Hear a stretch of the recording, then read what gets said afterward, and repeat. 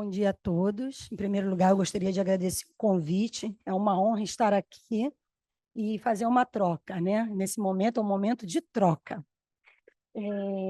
Eu fui aí honrada, né, pela Beatriz para falar de avaliação de risco de queda na pediatria e espero contribuir com um pouquinho que a gente faz no hospital onde eu atuo.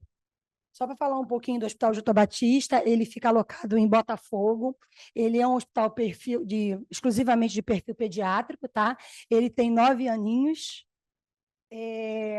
Falando um pouco da estrutura do hospital, nós temos emergências, setor de imagem, hemodinâmica, centro cirúrgico, temos 21 leitos de UTI e 35 leitos de unidade de internação.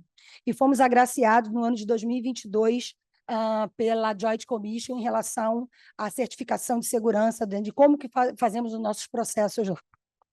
E aí vamos falar um pouquinho de processos, né? Os nossos processos, ele é pautado no tripé da Rede DOR, né? E hoje nós vamos falar de quê? Do processo de qualidade técnica, porque metas internacionais, falando sobre a segurança do paciente, está pautado sobre isso. Então, nós temos o nosso protocolo de prevenção de queda, e aí quando a gente fala que a gente não pode botar todo mundo no mesmo bolo, quando a gente fala de adulto, é a escala de Morse, e quando traz para a pediatria, é uma escala diferenciada, que foi... apareceu em 2009, que é a escala de Humpty Dunt, que tem um foco para o perfil pediátrico. E aqui é um pouquinho do protocolo para vocês, mas eu vou desmembrar um pouquinho ao longo da apresentação. Como que a gente faz protocolo de queda, né, na emergência, no setor de emergência? De que maneira? Quais são as ferramentas que a gente utiliza? O paciente, ele chega, ele é triado, né, pelo enfermeiro na emergência, e, ao finalizar esse instrumento, né, o médico e o enfermeiro, ele vai no protocolo e ele verifica quais são os riscos inerentes, né, daquele paciente. E, mediante aquilo, ele orienta os pais, né, como se portar na emergência. Por quê? Pela questão de localização do paciente, tem as escadas, né? Às vezes está dentro do consultório, aquela coisa, sai correndo pelo corredor, a criança acha que está tudo bem, está na emergência, você fala assim, mas essa criança está doente mesmo, está com alguma coisa? Nem parece, né? Porque fica para cima e para baixo. E também é importante falar para vocês que não é só protocolo, nós temos um time engajado, onde seguranças são envolvidos, nós temos o nosso circuito de TV interno, que a gente também está o tempo todo tomando conta, né, de todas os movimentos do hospital, né? A recepção também é treinada quanto a isso, ou seja, não fica só na parte assistencial, todos são envolvidos quanto ao processo do cuidar do paciente. E aí, quando eu falei, eu só botei esse slide, eu até poderia botar ele antes, mas eu só queria mostrar para vocês o final, para vocês entenderem o seguinte, que eu faço a triagem, mas eu vejo os fatores de risco, eu olho o meu protocolo, e trago para o perfil daquele paciente as orientações. Não é uma coisa engessada, fechada.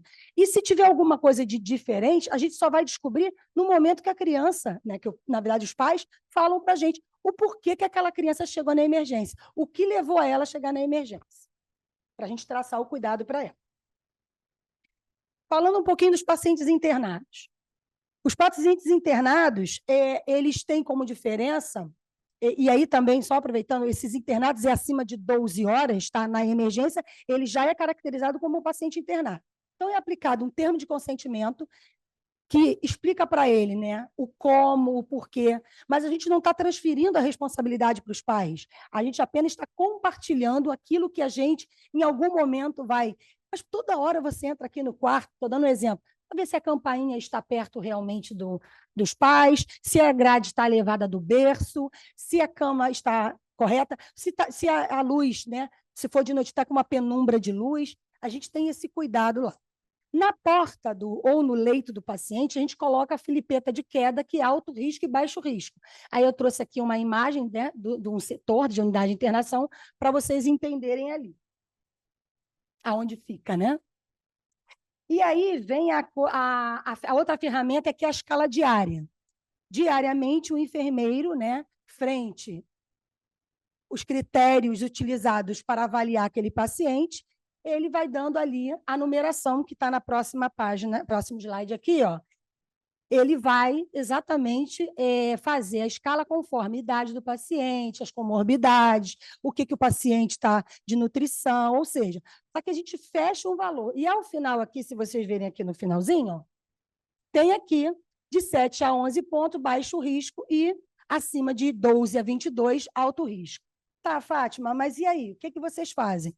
Então, aí vem aquilo que a enfermagem, né, que é o diagnóstico de enfermagem, que é você fazer o plano terapêutico. E aí, falando com a professora Nádia, que também é palestrante, não é um combo, é perfil do paciente. O paciente, ele é único. Então, por ele ser único, nós temos que entender o que eu vou fazer, claro, pautada no protocolo, para evitar a queda do paciente. Eu não estou falando que já caiu, estou dizendo a prevenção que eu tenho. E vocês sabem muito bem que trabalhar com o público pediátrico, nós temos o paciente, nós temos o nosso cliente também, que são os pais. Porque às vezes a gente pede, levanta a grade, não, mas eu quero ficar do ladinho dele. E a gente tem que ter todo aquele jogo de cintura, né, para a gente poder ter o quê? Uma empatia, um acolhimento, né, e uma relação boa, não ficar aquela coisa gessar. É isso, é aquilo. Não. O que a gente pode fazer para ser bom para os dois, mas sempre focando na segurança do paciente?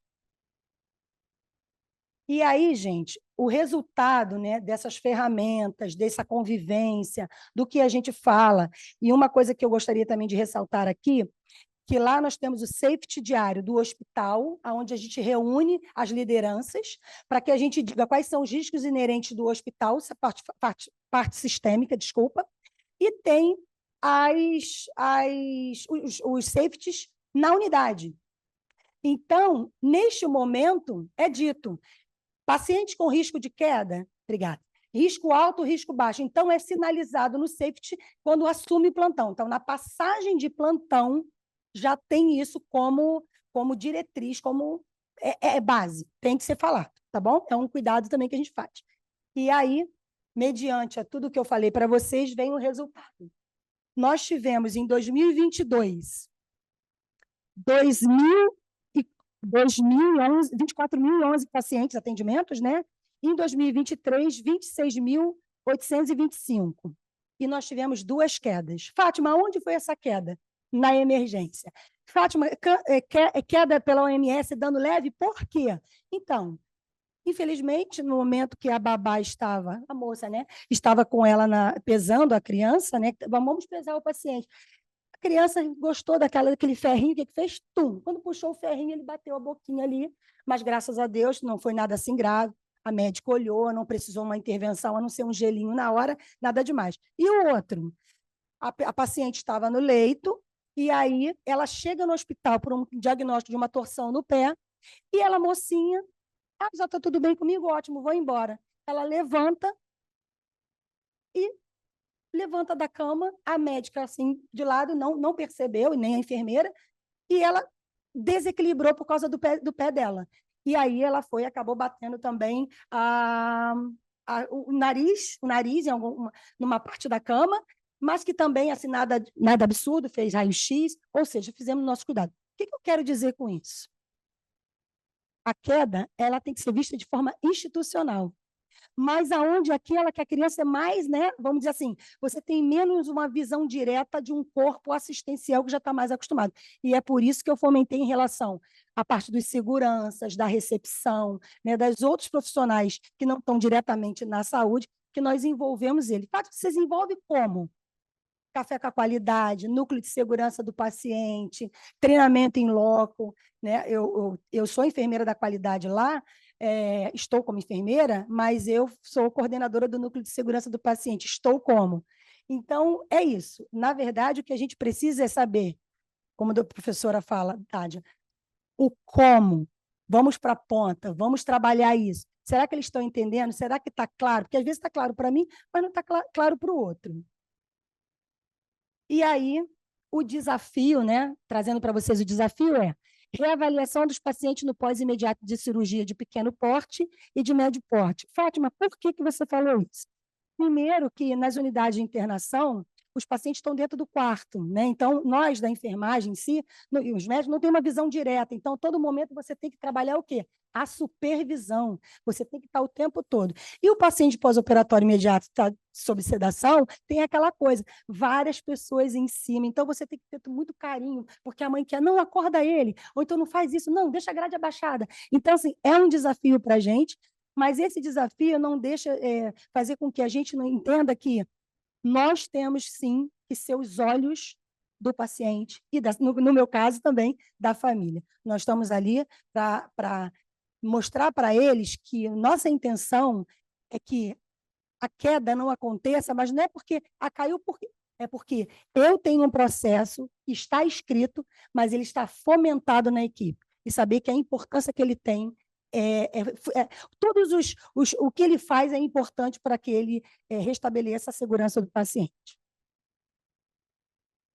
Gente, aqui estão as referências, tá? Depois, se vocês quiserem, eu posso disponibilizar.